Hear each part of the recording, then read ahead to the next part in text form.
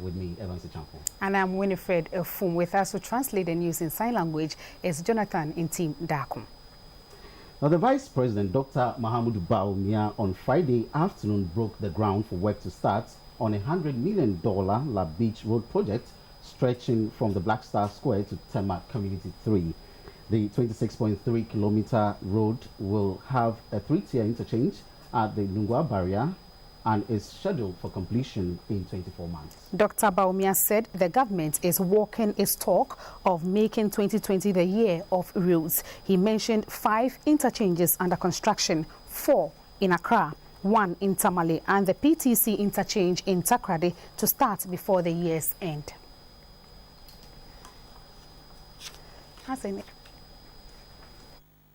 Dr. Mahamudu Bawumia promised that the government will construct a dual carriageway on the beach road from the Black Star Square through Nungwa to Tema Community 3.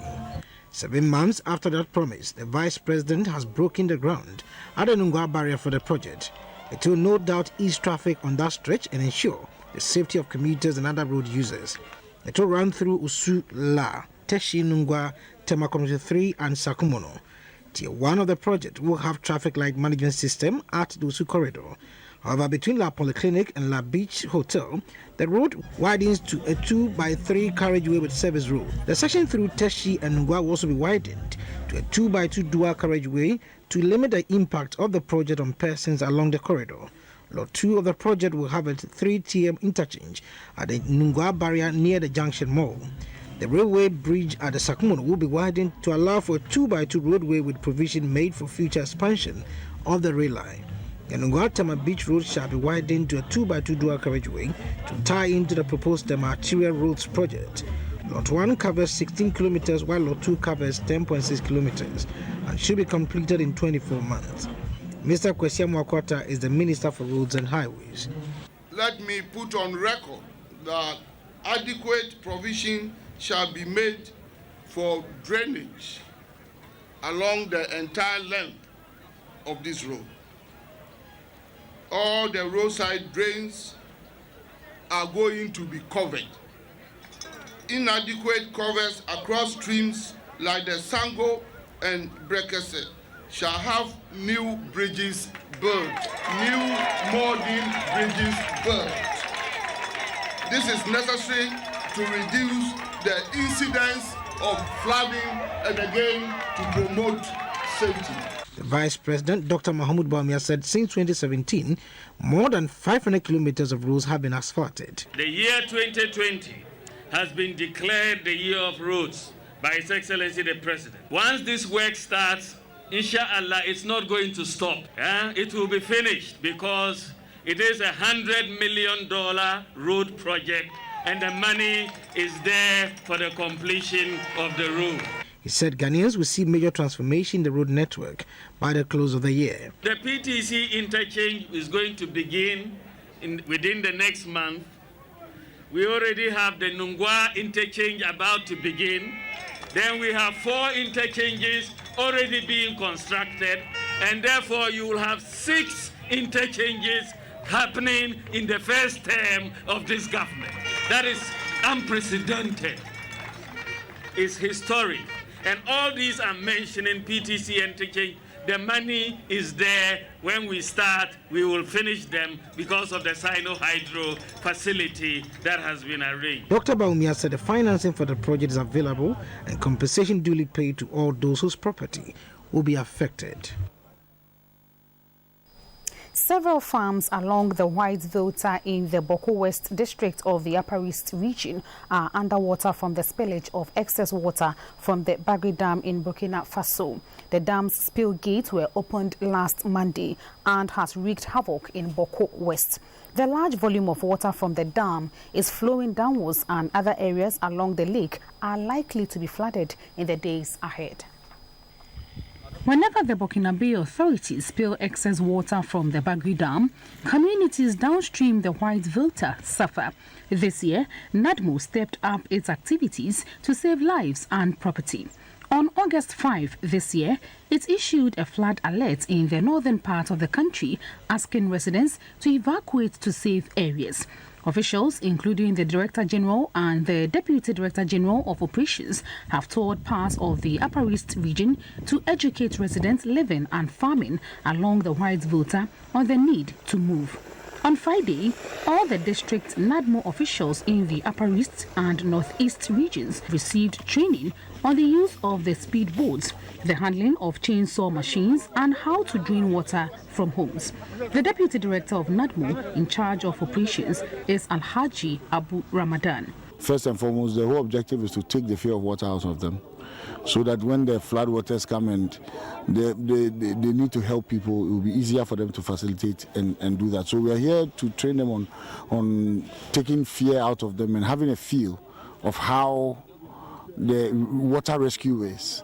The Upper East Regional Director of NADMO, Mr. Jerry Asamani, said government has sent them relief items. Rice, we have oil, we have zinc, you have mattresses, mosquito nets, mosquito coils, you have cutlasses, dormer machines, name it.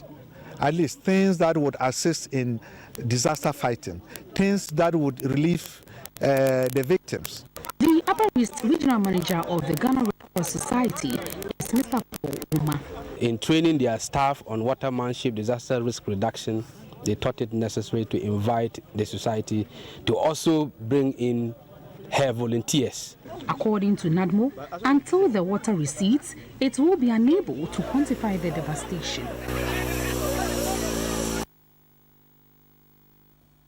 India's High Commissioner to Ghana, Mr. Sugand Rajaram, says India's support to Ghana is to build capacity of Ghanaians to exploit the country's natural and human resources for socio-economic development. Mr. Sugand Rajaram was speaking to GBC News about the significance and activities to mark India's 74th Independence Day anniversary on Saturday, 15th August in Ghana and beyond. Oferiwadakun has more. India opened a consulate in Accra in 1953 and established full-fledged diplomatic relations with Ghana immediately after independence in 1957. India-Ghana relations are bilateral diplomatic relations. There are about 10,000 Ghanaian Indians and persons of Indian origin living in Ghana today, some of whom have lived here for over 70 years. I think this is a fantastic aspect that you have raised. What is attractive for Ghana and Africa from India? And especially when we talk about India's engagement with Africa, it has really achieved a lot in terms of contribution towards Africa's developmental journey. According to India's High Commissioner to Ghana, Mr. Sugand Rajaram, India extends scholarships to train Ghanaian personnel in India through its Indian Technical and Economic Cooperation Program and Special Commonwealth Assistance for Africa Program. He had details on trade, economic cooperation, and Indian investments, which are primarily in Ghana's agriculture, energy, and manufacturing sectors. Trade, but also investments, particularly in the small and medium sectors where you see the agro-processing happens, the cottage industries happens, the plastic, the furniture making. So all these industries. At the same time, the technologies like the software products. So this is a win-win situation for the whole country. On Saturday, August 15, India will celebrate its 74th Independence Day, remembering the sacrifices made by the freedom fighters, political leaders, and citizens in order to free the motherland. I would like to take this opportunity to wish in advance all the Indians who are there in Ghana very happy Independence Day anniversary. I think many of their representatives will be present on that ceremony on Saturday. This year's celebration will not be the same as previous years due to the novel coronavirus. India's High Commission has put in place stringent measures to curtail its spread, as it would be marked with a limited number of its nationals. For GBC News, Oferiwadakun reporting. Whenever it rains at Pusiga in the Upper East region, business at the market centers comes to a halt. Traders at the livestock and fowl market there are therefore appealing to the government through the Pusiga District Assembly to urgently provide them with market sheds and other basic amenities, including potable water and toilet facilities. Pusiga is a border district, and therefore many traders, including those from neighboring countries like Burkina Faso and Togo, patronize the market. The Pusiga livestock and fowl market does not have a single shed. Marketmen and women have no option than to transact their businesses under mango and neem trees. Aside the market not having sheds, it also has no potable water or toilet facilities. Animals including cows, goats and sheep are always left in the middle of the market in the hot sun. Access to water for the traders to water their animals remains a problem. The traders say even though they pay tax on any animal they sell at the market, all efforts made to get authorities to provide them with some basic amenities have yielded nothing positive.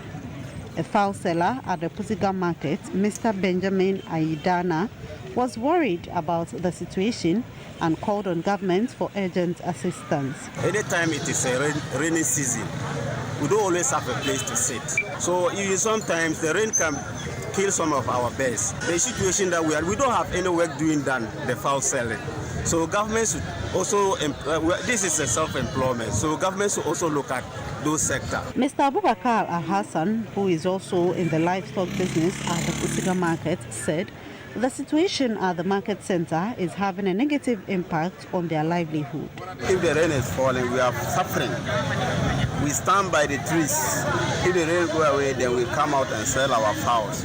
We are suffering. We need a support. Despite the numerous challenges facing traders at the Pusiga livestock and fowl market, the Pusiga District Assembly has over the years raked in more revenue by taxing traders at the market.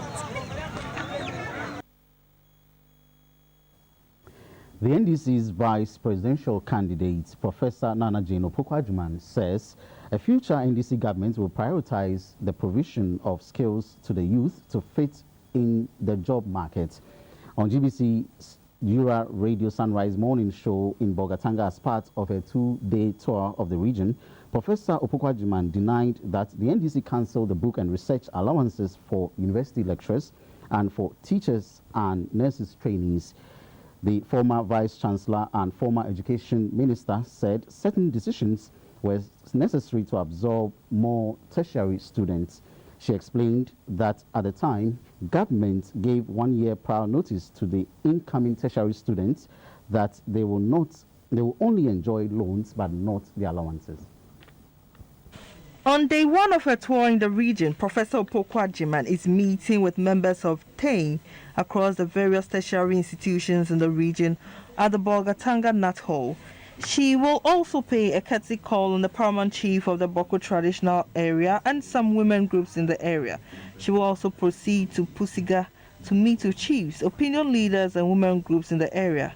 Professor Jane Nana Opoku-Agyeman will round up her day one tour of the region at the Tampani constituency, where she meets with chiefs, queen mothers and women groups. On the issue of the Bolgatanga Boko Pumankom Road, Professor Opoku-Agyeman said the NDC government started the construction, but at the time the left office had not received parliamentary approval for funds. Professor Opoku-Agyeman said the NDC will never claim ownership of any project in the country they did not construct. She said the NDC is the only political party in the country that has actually paid serious attention to the welfare of the youth. The professor said she is in the region to keep herself abreast of issues and also familiarize herself with party faithful. I need to touch base with all the regions, introduce myself, share some thoughts I have. And these are not my personal thoughts, they are thoughts of the party to reunite the country, to get a secure environment for all of us to operate in, to be inclusive and to recognize that everybody matters. The spokesperson for Professor Opoku-Agyeman, Mrs. Marina Treba, spoke to GBC News. A new National Democratic Congress government will be looking at and concentrating on ways in which we can create jobs for young people. Inevitably, a lot of the ancillary challenges that we have, issues around security in our country, issues around illegal activities that often young people are pushed into because they are not able to get the kind of jobs that they want, will require a concerted and focused effort. So concentrating on bringing back infrastructure investments, which also create jobs, making sure that training initiatives are tied into the kinds of projects that we're going to be executing so that young people have a chance to participate, so we don't have to import labor. The team mentioned that a future NDC government will establish universities in all regions in the country. It will kick off with satellite campuses across the country. Professor Pokwa Jiman will round up her campaign tour of the region with a courtesy call on the paramount chief of the Navrongo traditional area, the Navropio Pe Dennis Balania Asagpari, interact with some women groups in the area and also meet opinion leaders in Bilsa North and Bilsa South, as well as some women groups. A former chief of staff, Nana Atudazi, says presidential candidates who are contesting for power must work within the principles governing political stability. He further stated that election race comes with a winner and a loser. Therefore, contestants must psych themselves for the outcome. Mr. Atudazi was speaking on GTV's current affairs program, What is Next? It was on the topic, democratic stability and political transition. Of people who have democratic credentials, people who understand the name of the game, actually playing, that look, you are electors will take over and continue, whether from within your own party or outside your own party. You understand? If you have that mindset that we'll do 2 years and I'm out, we take order. You look at the USA, we talk about 350 or 300 years or something like that, democratic process. They've gone through all these challenges. In UK, they've cut heads. The kings, they had something, and all that. It's been a problem, growth. We don't have to go through that. The Northeast Regional Directorate of the Ministry of Food and Agriculture is discussing post-harvest handling at its joint sector review meeting in Nalerigu, capital of the region. The joint sector meeting is in its second year. In 2018, the Ministry of Food and Agriculture introduced the annual Joint Sector Review, JSR. The idea was to take stock of its performance in the previous year at the various districts MOFA directorates. It is also a time for participants to share ideas after the various presentations by each MOFA district directorate while planning for the year ahead. The JSR is a key platform for stakeholders in the agricultural sector. They are able to dialogue with officials of MOFA on the sector's performance and identify issues affecting the development of agriculture for possible and appropriate interventions. Ultimately, this helps to shape policy decisions to promote optimum utilization of resources. In an interview with GBC News, the Northeast Regional MOFA Director, Dr. Bernard Maisa, spoke further about the significance of the meeting. It's a workshop where we gather with our partners, our development partners and stakeholders across the divide. We deliberate on key issues pertaining to agriculture. The national chairman of the Peasant Farmers Association, Abdul Rahman Mohammed, described the move by MOFA as timely. To me, I see it very important now that we're idea for the such meetings to be conducted.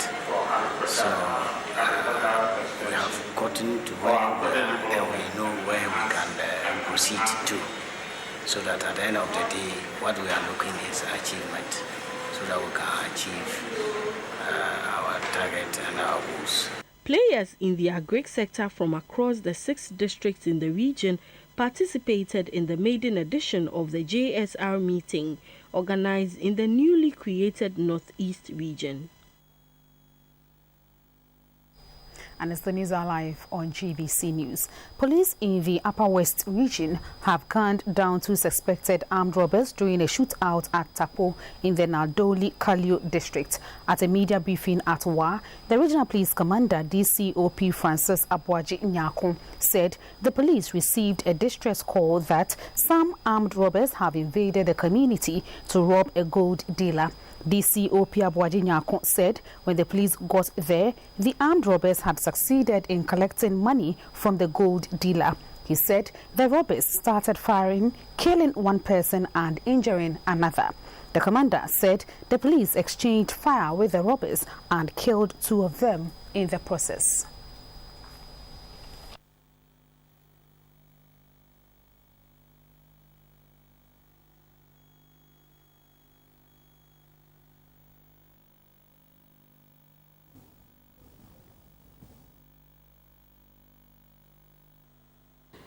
Now, some selected basic schools in the Navrongo Central constituency have received 400 dual decks donated by the Upper East Regional Minister, Madam Tangoba Abayange.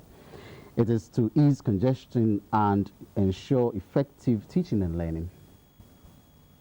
Donation of 400 dual discs is the first set of the 1,000 discs promised earlier this year at a brief ceremony in Navrongo to hand them over to the Katsina-Nankana Municipal GES Directorate for onward distribution to beneficiary schools.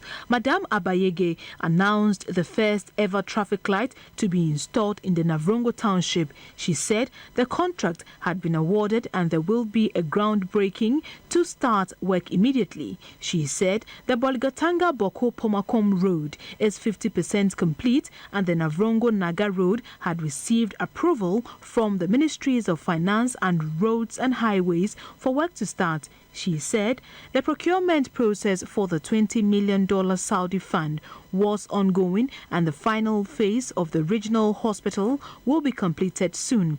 The minister promised to use part of her salary for the months of July to December 2020 to procure 100 dual desks to make up the 1,000 promised. The MCE for the Katsina-Nankana municipality, Mr. Williams Doom, commended the NPP parliamentary candidate for the Navrongo Central constituency, Madam Tangomba Abayege, for her development initiatives in the area.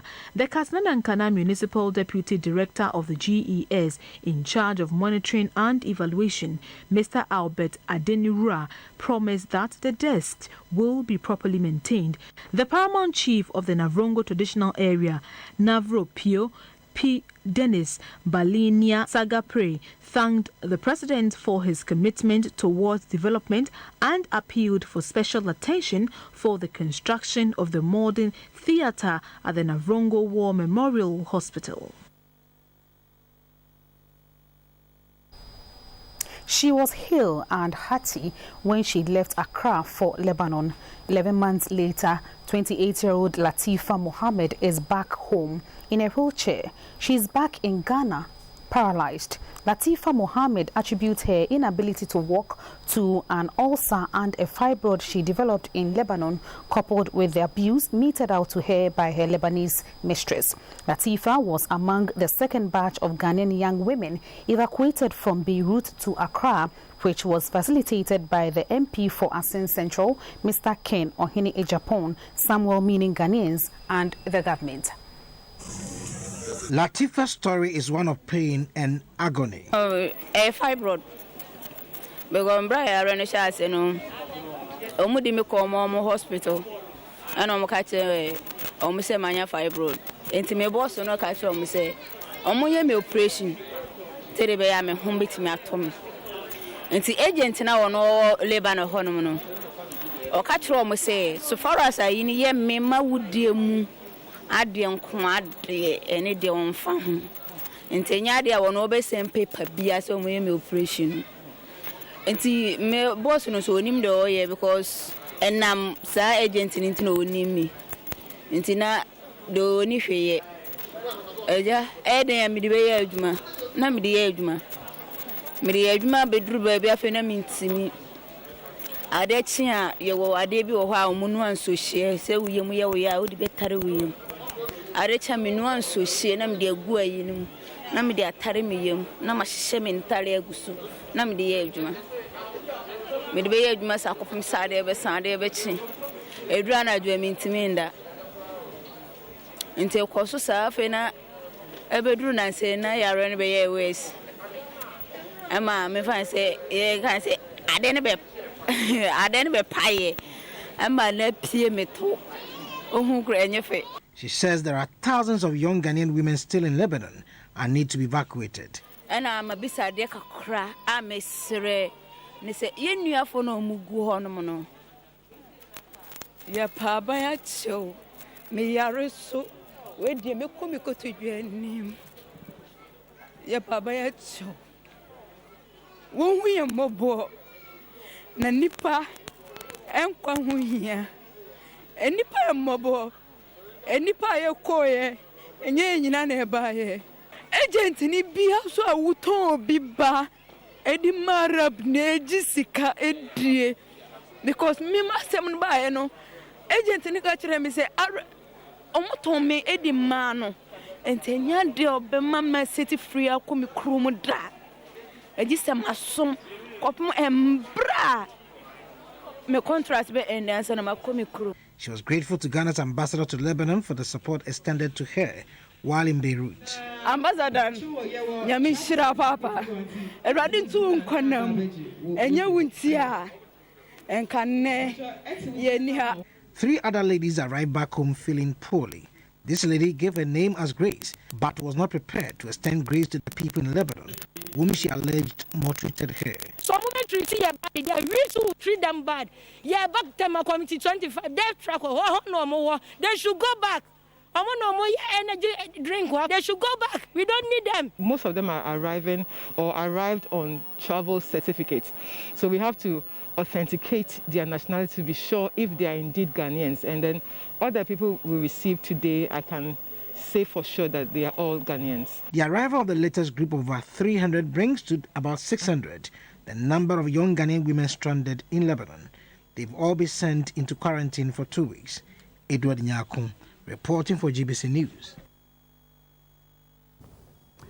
The Office of the President has received a full body sanitizing chamber.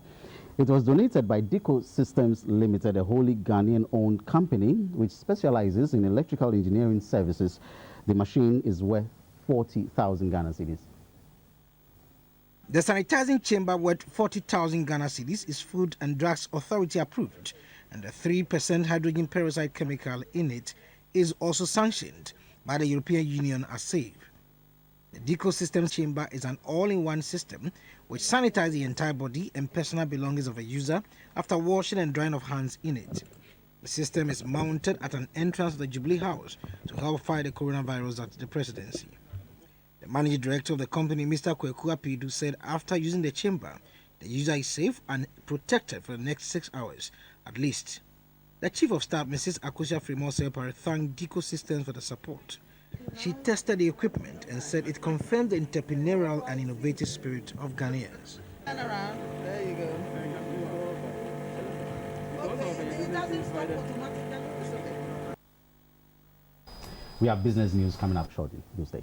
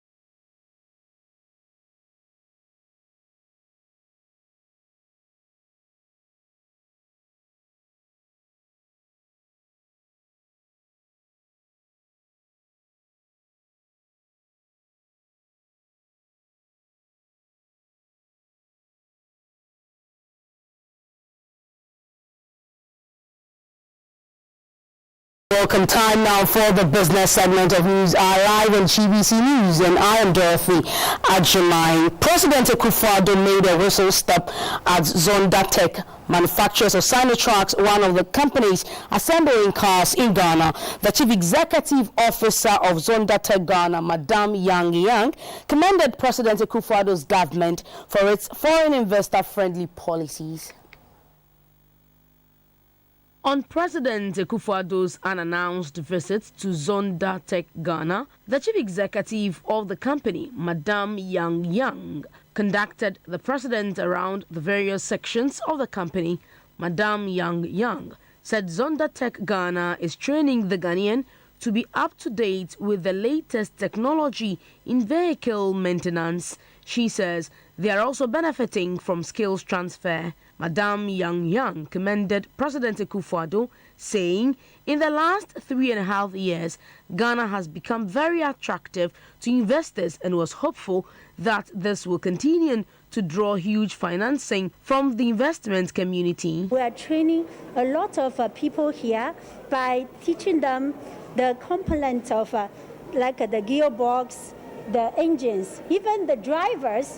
When they go out, if there is a problem with the vehicle, they know how to handle the situation. Because China, they want to invest more in Ghana. So in the back, we have 2 times more of this land for phase 2 to do more assembly here. So in the future, this place will become an auto hub.